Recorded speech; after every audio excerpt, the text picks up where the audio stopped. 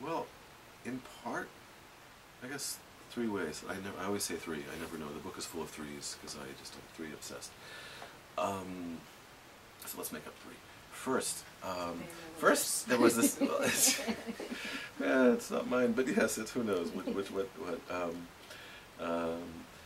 You know, first there was a formal exercise. I said, if I finish a chapter, I get to give myself a reward, a little amuse-bouche before the next chapter, a little section where I get to take something that isn't fitting in the chapter and run with it for a while as an experiment, and see if I can learn something through a different form of writing.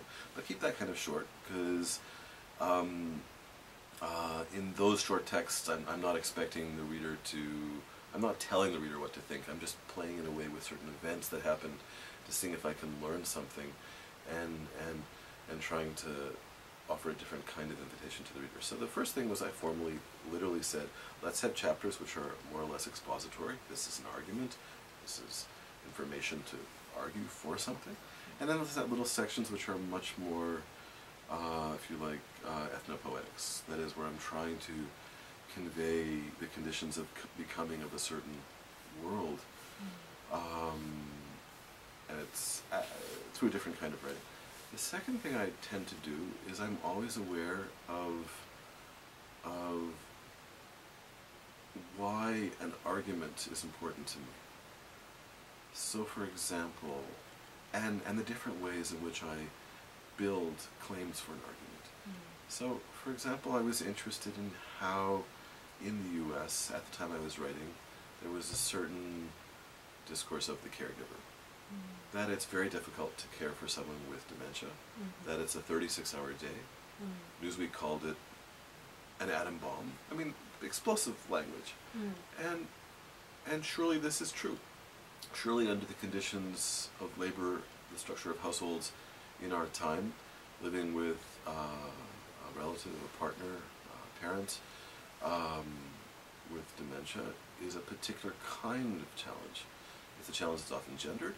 It's a challenge that's often tied to very specific class-based, racialized distributions of labor and resources. Having said that, I thought there was still something interesting and sometimes troubling about the discourse of the 36-hour day, because in some funny way the writing on Alzheimer's was so focused on the sufferer, the caregiver, that the person with Alzheimer's seemed to drop out of the story. And I wanted to find a way to say that which was not cruel or stupid. I'm not sure I succeeded. I'm not someone caring for someone with dementia, and that's no badge of courage, but it means that I have a certain set of ways here. But one thing I did, for example, was to read and to do forms of analysis of Newsweek or of scholarly journals or of tabloids. And in part I was playing. Supermarket tabloids were full of stories of people's dementia. Famous actress gets dementia, how horrible. But for me there was a kind of tabloid quality to more standardized forms of discourse, and so I was using the tabloids to play. But at the same time, and I thought there was a rhetoric of what I chose to use, but also, so for example, I think I'm trying to think at a moment about the logic of things. So I shift registers and I talk about an Alzheimer's group in the U.S. that I'm attending, where the leader of the group, the social worker, is trying to convince 2 of 3 daughters who are present, caring for their mom, and their mom tends to spend a third of the time at each of her 3 daughters' households. And the social worker wants them to stop being codependent, recognize they're not helping their mother, and to institutionalize her. And I had a sense, both with my own experience working for many years as a nursing aide in nursing homes, mostly very low-end nursing homes, as well as a medical student in very high-end nursing homes, that institutionalization may or may not be the best thing for their mom. And that the codependency discourse was that, codependency discourse, and that the social worker had a lot to offer, but there was something troubling going on. And I try to find a way of writing which is dovetailing between stuff happening in that group. I'm writing on India. I'm not writing about an Alzheimer's group in the U.S., but there's certain moments when I feel, to make sense of it, I want to break away, and I want to say this is relevant, look, I'm about to start talking about class and the ways in which my own being as a body in time might be phenomenologically encountered. And I'm going to use what I think I know, which is my two very class disparate grandmas, and how they talk or don't talk about being in time. And I'm going to use that to introduce a series of themes for very different worlds in a very different part of rural India. And I do it because I think, in a disciplined fashion, the ways I come to problematize things is carried through by the experience I bring to a question, which is tied to the grandmothers in question. Because ethically and procedurally, I want to suggest that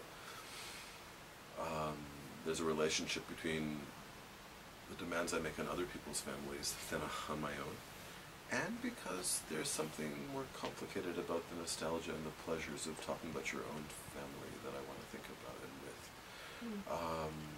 And I had to find a way to say that without saying all that, because if I say all that, it'd be boring. And this is probably boring. I'm sorry. It's I don't know. I think it worked. I think I was fortunate. Here's the simple answer. The last thing I'll say is that I write a lot of stuff, but I often expend a long time to write, and I find it much easier these days to write articles than books. Because there are different kinds of genres, but for my dissertation, I had struggled with it for a while. I had written some things that became articles. They were pretty good. One of them became a chapter. But I was wrestling, and I was also doing an MD, so I was running back and forth between being in the hospital and doing writing up. So my time was short, which was good. It structured my time, but it was not easy. And then I got this job at Berkeley, and I kind of lucked out. And so I had to finish it, or I wouldn't get to keep my job that I had just gotten. So I wrote it very fast. And something happened, because I basically had 3 months to write the dissertation, and I had spent 6 months getting very little of it done, and I had spent the previous year fussing and being in the clinic and the hospital most of the time. But in those 3 months, I can't tell you, I just sort of, something flowed through me because I was forced to do it, and it was, so I think that really helped. And for the first version, which was the disc version, for the book version, I was in Shimla, which is a town in the Himalayas, and there's a beautiful old library of the Indian Institute of Advanced Study, which is in the former mansion of the viceroys of British India in the Himalayas. So it's an interesting and tricky place. It's a great, wonderful old library. That is, it's not very good for cutting-edge work in humanities and social sciences, but it had tons of wonderful books, old books. And when I got bored, I would get, with like a few hours of writing, I would wander the stacks, because I worked in a carrel finishing the book in that library in the Himalayas. And I would just find some funny book of poetry or some novel or some study of a village development program or just something from the 50s. And I would take off, go to sit and have a cup of tea, and I would read, give myself a half an hour to read something, clear my head, take a walk, come back to write.